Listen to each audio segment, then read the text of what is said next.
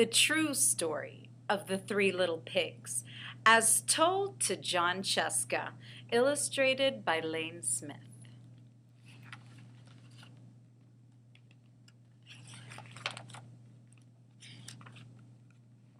Everybody knows the story of the three little pigs, or at least they think they do. But I'll let you in on a little secret. Nobody knows the real story because nobody has ever heard my side of the story. I'm a wolf, Alexander T. Wolf. You can call me Al. I don't know how this whole big bad wolf thing got started, but it's all wrong. Maybe it's because of our diet. Hey, it's not my fault wolves eat cute little animals like bunnies and sheep and pigs. That's just the way we are. If cheeseburgers were cute, folks would probably think you were big and bad too. But like I was saying, the whole big bad wolf thing is all wrong. The real story is about a sneeze and a cup of sugar.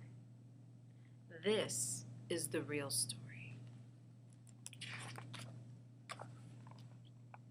Way back in Once Upon a Time, I was making a birthday cake for my dear old granny. I had a terrible sneezing cold. I ran out of sugar.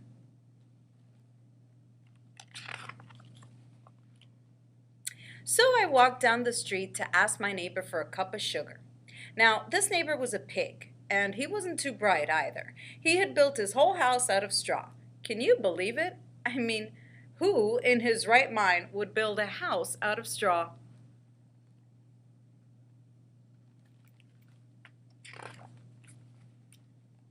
So, of course, the minute I knocked on the door, it fell right in.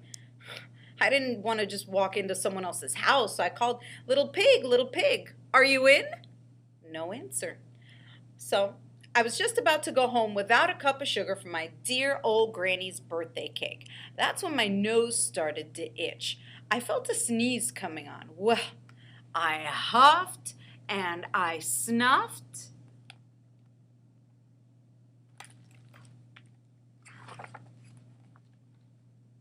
And I sneezed a great sneeze.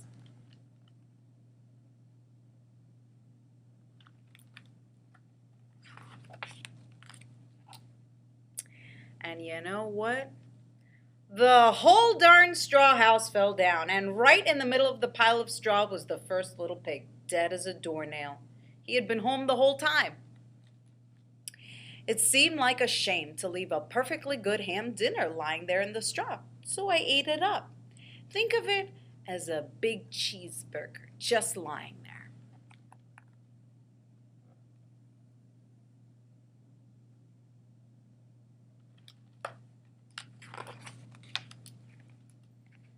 I was feeling a little better, but I still didn't have my cup of sugar, so I went to the next neighbor's house. This neighbor was the first little pig's brother. He was a little smarter, but not much. He had built his house out of sticks. I rang the bell in the stick house. Nobody answered. I called, Mr. Pig, are you in? He yelled back, Go away, Wolf. You can't come in. I'm shaving the hairs on my chinny chin chin.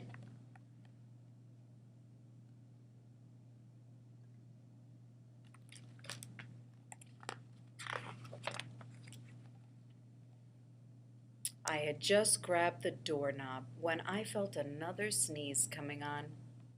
I huffed and I snuffed and I tried to cover my mouth, but I sneezed a great sneeze. And you're not going to believe it, but this guy's house fell down just like his brother's. When the dust cleared, there was the second pig, dead as a doornail, Wolf's honor.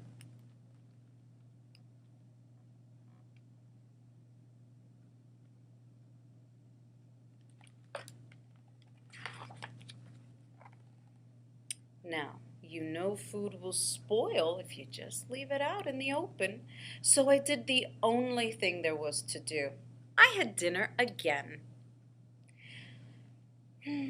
Think of it as a second helping. I was just getting awfully full, but my cold was feeling a little better, and I still didn't have that cup of sugar for my dear old granny's birthday cake.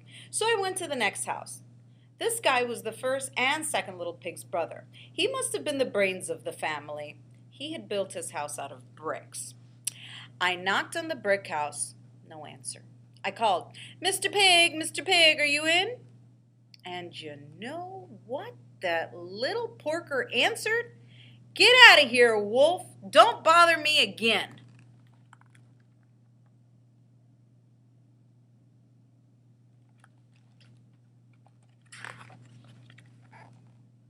Talk about impolite.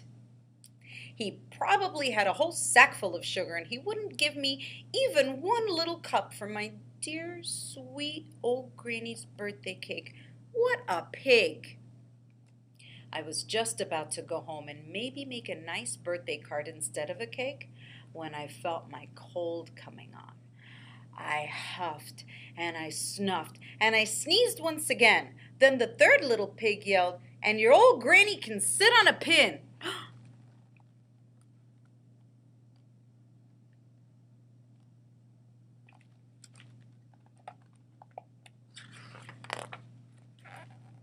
Now, I'm usually a pretty calm fellow, but when somebody talks about my granny like that, I go a little crazy. When the cops drove up, of course I was trying to break down the pig's door, and the whole time I was huffing and puffing and sneezing and making a real scene.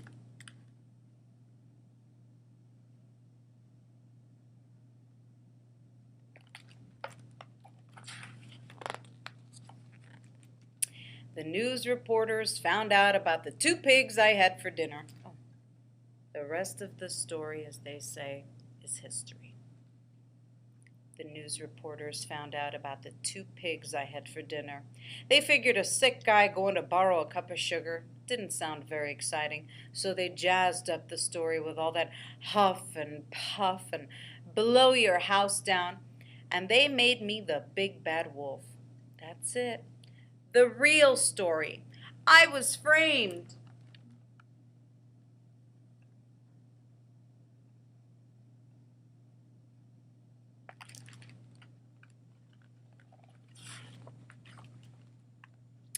But maybe you could give me a cup of sugar?